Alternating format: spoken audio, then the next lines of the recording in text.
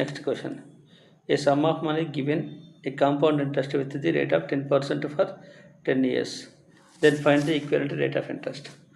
Compound interest ప్రకారం 10% rate of ఇంట్రెస్ట్కి 2 years వచ్చేటువంటి equivalent interest అయితే ఫైండ్ అవుట్ చేయమంటాడు. సో ఆల్రెడీ మనం డిస్కస్ చేసినాం.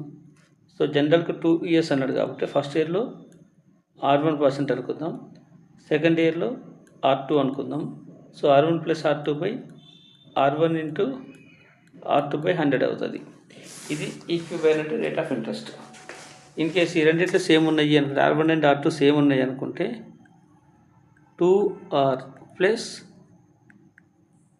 R² బై 100 అవుతుంది.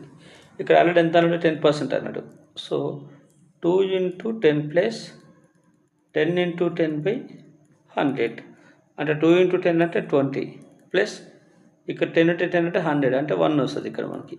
అంటే ఫైనల్గా ఏమవుతుంది, 21% అవుతుంది ఈక్వివలెంట్ రేట్ ఆఫ్ ఇంట్రెస్ట్ అనేది.